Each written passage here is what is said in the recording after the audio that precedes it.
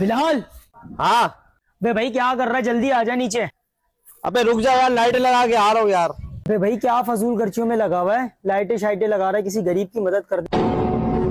अच्छा भाई 125 ले ली क्या? हाँ यार अभी अभी लिए 125 ना, 1-2 दिन पहले।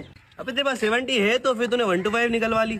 अबे 70 थी तो पर शौक था ना यार, क्या करे इसका। तेरा तो गेम बजाना पड़ेगा। भाई बात सुनना। जी भाई। यार आपके पास बाइक है? भाई आप बाइक की बात कर रहे हो, मेरे पास तो साइकिल भी नहीं है भाई। जानी 1 मिनट चाबी दे। 1 मिनट हट, 1 मिनट ले जाओ, आप ले जाओ। बाकी है ले जाओ ले जाओ।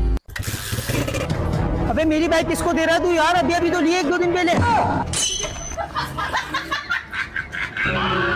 अबे भाई मेरी बाइक लाके दे, मुझे नहीं पता, मेरी बाइक लाके दे फटाफट।